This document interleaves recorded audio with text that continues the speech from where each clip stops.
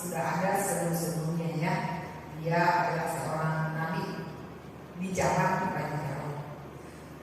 Nah, Natan mengawali dengan sebuah satu perumpamaan di bagian ini ya, yang bagi Daud tampaknya sebuah pengaduan yang disampaikan kepadanya oleh Natan ya, mengenai kesalahan satu warganya atau rakyatnya yang telah berbuat salah atau berbuat jahat kepada tetangganya yang miskin, supaya Daud itu mengambil tindakan untuk mengatasi dampak kejahatan itu dan menghukum sang penjahat itu ya. Nah, slide-nya juga ditampilkan ya. Natan ada kemungkinan biasa datang kepada Daud untuk urusan ya seperti tadi ya, urusan ketidakadilan dan segala macam urusan tentang percecakan yang terjadi di rakyat Israel. Dan dia membuat urusan kali ini seolah tidak dicurigai oleh Daud. Nah, orang-orang yang mempunyai pengaruh terhadap raja yang dapat menjumpainya dengan bebas, dan sudah sepatutnya untuk menjadi antara bagi mereka yang diperlakukan tidak adil. Dan supaya keadilan dapat ditegakkan di tengah-tengah rakyat Israel pada waktu itu, karena hukum itu kan tetap berlaku di hukum Taurat. Natan menceritakan dengan awal begitu ya kepada Daud suatu pelanggaran berat yang telah diperbuat oleh seorang yang kaya kepada tetangganya yang miskin ya. Kita perhatikan awal dari cerita ini. Orang yang miskin itu tidak mempunyai apa-apa kan, kita mengatakan dia juga tidak membantah dan juga tidak membela diri, dan dia hanya berdiam dan ikut aja karena dia saat itu orang kaya yang meminta apa yang dia punyai. Nah, kita mengatakan dia tidak punya apa-apa selain dari seekor domba betina yang kecil yang dibelinya, yang dipeliharanya. Anak domba itu menjadi besar karena bersama-sama dengan anak-anaknya. Bayangkan ya. Dan seperti apa dibandingkan, seperti seorang anak perempuan baginya domba itu dan satu-satunya. Sedangkan orang kaya tadi dia mempunyai segala-galanya, banyak kambing domba dan lembu, sapi. Nah, begitu ada tamu datang, orang datang, dia tidak memasak menjamu dengan apa yang dia miliki, tetapi dia mengambil anak domba kecil dari si miskin tersebut.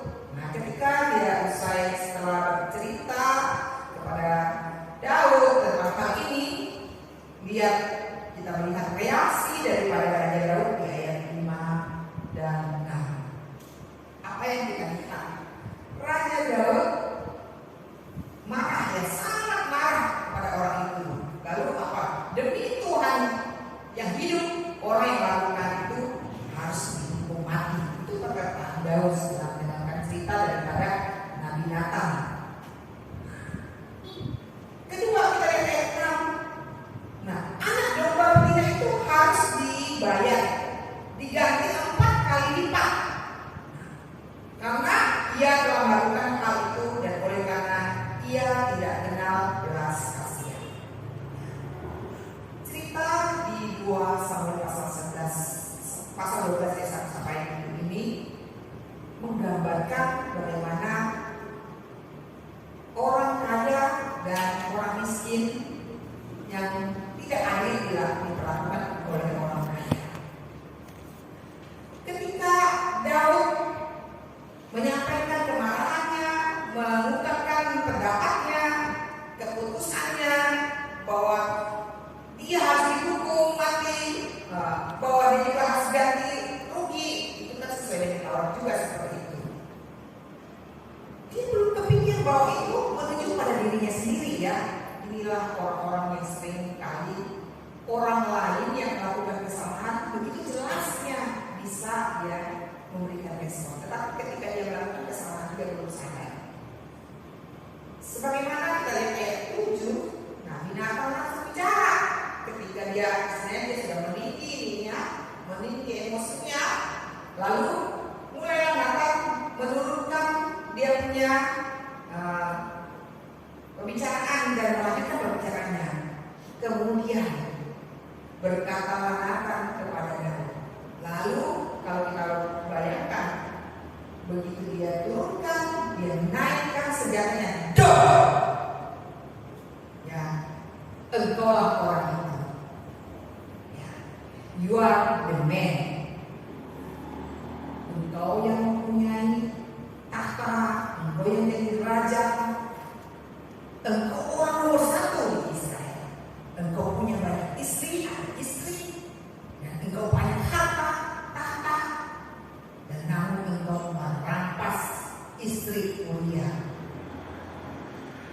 Bagaikan penembak jitu ya, langsung menusuk ke jantung, ke otaknya Raja Daud. Tuhan itu adil. Dia tidak akan membiarkan ketidakadilan siapapun yang melakukannya. Kita akan lihat seperti ini. Siapa yang dimaksud oleh Nathan? Yaitu Daud sendiri. Daud sendiri, seorang raja yang diurapi, seorang raja yang dekat dengan Tuhan, yang melakukan kejahatan yang sangat jahat, yang keji sekali. Karena itu pelanggaran seterusuk, mulai dari dia berzina, mengambil istri orang lain, lalu membunuh, lalu berbohong. Ya, seterusuk itu hampir dia lakukan. Nah, saudaraku yang dikasih dalam Tuhan, apakah Tuhan diam? Apakah Tuhan membiarkan itu? Sementara seakan-akan Tuhan tidak mencegah, seperti apa yang katakan. Seakan-akan Tuhan membiarkan dia melakukan. Bukan Tuhan tidak maha kuasa, tapi Tuhan ingin supaya menunjukkan keadilannya, kasih setianya kepada orang-orang yang lemah, orang-orang yang diperlakukan tidak adil.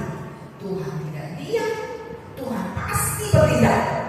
Ya, pasti bertindak. Dia tidak pandang bulu.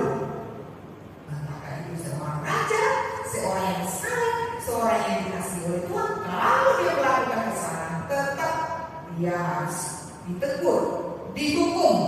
Dia harus menerima akibat dari perbuatannya. Seperti apa yang kita lihat di Kolose. Silakan kita akan bacakan sama-sama. Kalau bisa ditampilkan ayatnya, kita baca bersama-sama ya. Ayat ini Kolose 3 ayat 25. Kolose 3 ayat 25 kita akan bacakan sama-sama. Bagian ini akan menyadarkan kita tidak boleh main-main terhadap kejahatan, terhadap dosa. Kolose 3:25 ya. Sudah dapat kita baca sama-sama.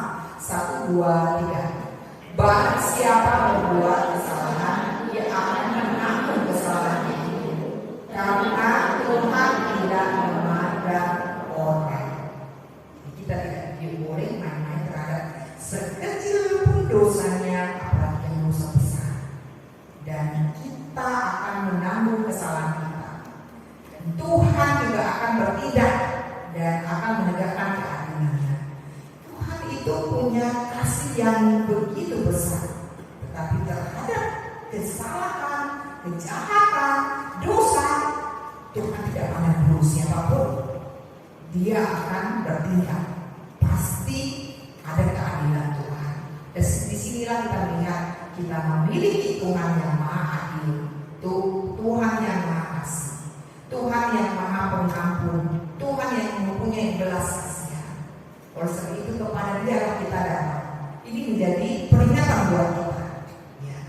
Jadi siapapun kita dari di sini, anak kecil pun kalau melakukan kesalahan dia juga harus menanggung akibatnya. Apalagi kita yang sudah dewasa, ya, yang sudah berkeluarga. Saya seorang pemimpin rohani, saya seorang pejabat pemerintah, saya seorang yang mungkin dipandang Tuhan akan menegur, menghukum supaya kita bertanggung jawab di dalamnya, ya, atas perbuatan kita. engkaukah orang itu? Kalau engkaulah orang itu, hari ini kita tidak boleh main-main terhadap dosa, tidak boleh main-main terhadap kejahatan. Mungkin kita pikir seperti apa yang dilakukan oleh Raja Daud. Pertama, dia tidak ikut perang. Kedua, dia santai saja ketika dia sampai, dia bangun dari pembaringan, dia berjalan di atas pokok istana. Dan semua orang sibuk, tapi dia ada di atas pokok istana. Ketika dia di sana, dia tidak bisa mengendalikan matanya yang memandang begitu luas, dan dia seorang perempuan cantik yang sedang lari. Setelah dia memandang, kemudian dia tidak bisa mengendalikan keinginan hatinya. Dia mengingininya, dan dia tahu itu sebenarnya istri orang lain, tapi dia ambil, dia mencuri. Di situ siapa yang bisa menghentikan keinginannya? Siapa yang bisa menghentikan tindak tanduknya? Tidak ada seorang pun, karena dia ada nomor satu di kerajaan Israel. Tetapi Tuhanlah yang bertindak, yang akan mengingatkan dia, menyadarkan dia. Nah, kita pun harus sadar bahwa kita ini rentan sekali melakukan kesalahan tiap hari, ya, tiap hari. Oleh sebab itu kita harus berjaga-jaga. Bagaimana berjaga-jaga? Firman Tuhan itulah yang akan menolong kita setiap hari. Pagi hari ini mengingatkan kita supaya kita sadar bahwa Tuhan pasti adil. Yang melakukan kesalahan akan menanggung akibatnya. Yang sebagai korban, sebagai yang menderita, Tuhan bela, Tuhan sayang. Ya. Jadi kalau kita tidak bisa membela diri, tidak bisa berbuat apa-apa, Tuhan pasti membela kita. Tuhan pasti peduli dan mengasihani kita. Kita tetap setia kepada Tuhan, percaya kepada Tuhan. Itu saja janji Tuhan kepada kita. Mari kita berdoa. Kita berdiri.